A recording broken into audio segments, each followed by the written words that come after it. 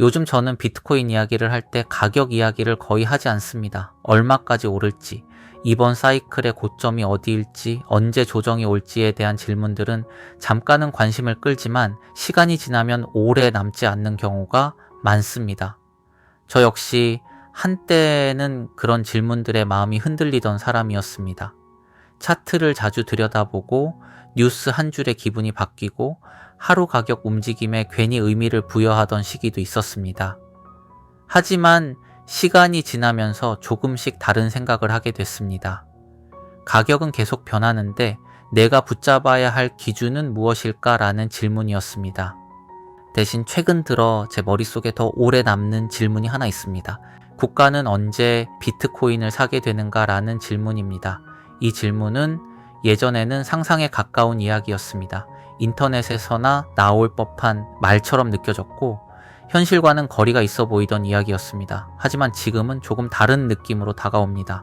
정책의 언어로 공식적인 자리에서 실제로 결정을 내릴 수 있는 사람들이 이 질문을 공개적으로 꺼내기 시작했기 때문입니다. 최근 아크 인베스트먼트 매니지먼트의 대표인 캐시 우드가 했던 발언도 바로 이러한 흐름 위에 있다고 느꼈습니다. 캐시 우드는 한 팟캐스트에 출연해 미국 정부가 결국 비트코인을 직접 사들이게 될 것이라고 말했습니다. 이 발언은 가볍게 들리지 않았습니다. 가격 전망이 아니었고 투자자들을 향한 응원의 말도 아니었습니다. 국가가 비트코인을 바라보는 시선이 어디로 이동하고 있는지를 보여주는 하나의 신호처럼 느껴졌습니다. 캐시 우드는 먼저 현재 미국이 보유하고 있는 비트코인의 성격부터 차분하게 설명했습니다. 지금 미국 정부가 보유한 비트코인은 모두 범죄 수사 과정에서 확보된 압수 자산입니다.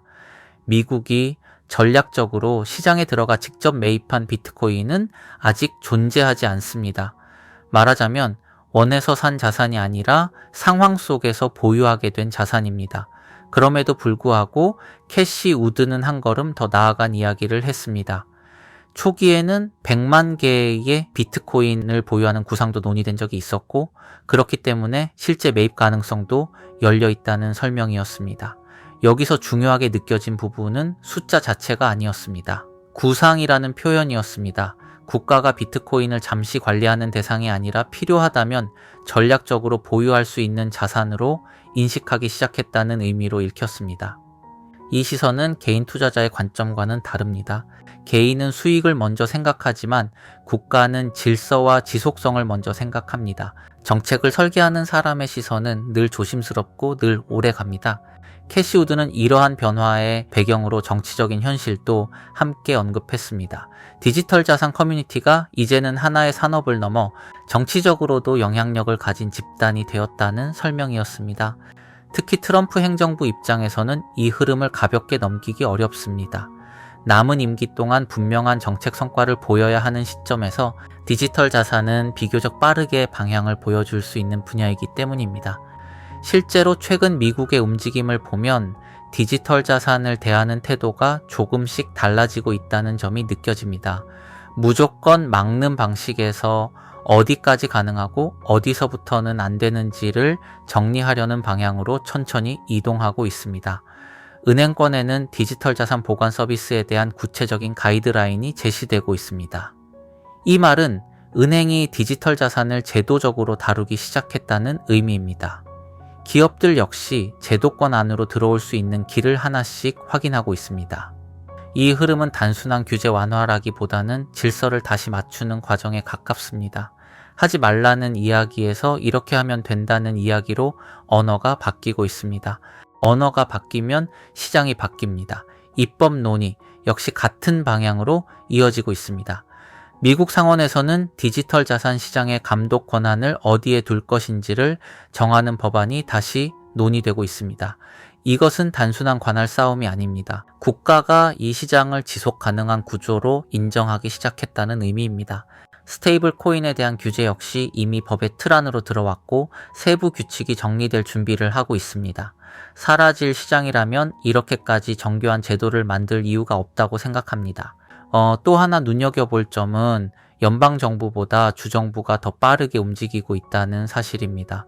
텍사스주는 비트코인을 예비 자산으로 편입하고 직접 매입을 결정했습니다. 이것은 상징적인 변화입니다.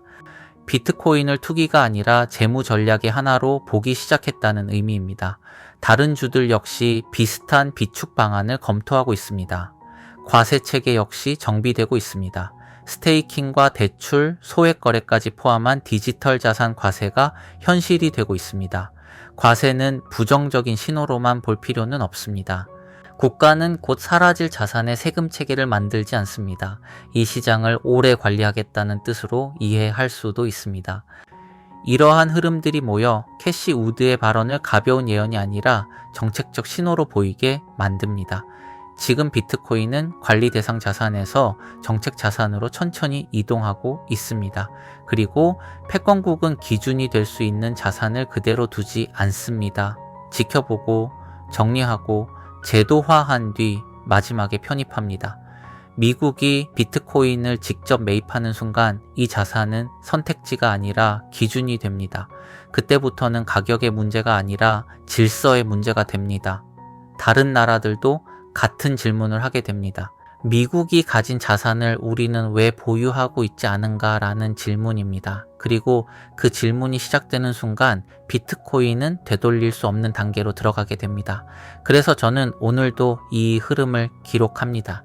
더 빨리 부자가 되기 위해서가 아니라 아이에게 설명할 수 있는 기준을 남기기 위해서입니다. 시간 내어 유라빠의 비트코인 노트를 함께 들어주셔서 진심으로 감사드립니다. 아직 부족하지만 진실성을 전하고 싶다는 마음으로 AI 보이스보다는 제 목소리로 직접 이 기록을 남기고 있습니다. 완벽하지 않더라도 가격보다 기준을 남기고 싶다는 마음으로 이 기록을 계속 이어가겠습니다.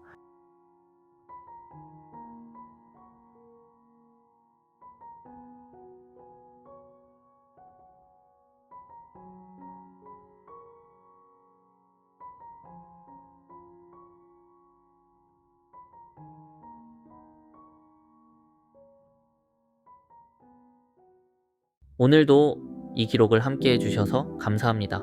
빠른 판단보다 흔들리지 않는 기준을 남기기 위해 이 노트를 이어갑니다. 오늘도 시세보다 생각을 남깁니다. 아빠의 시선으로 기록하는 유라빠의 비트코인 노트. 다음 기록에서도 함께 해주시면 감사하겠습니다.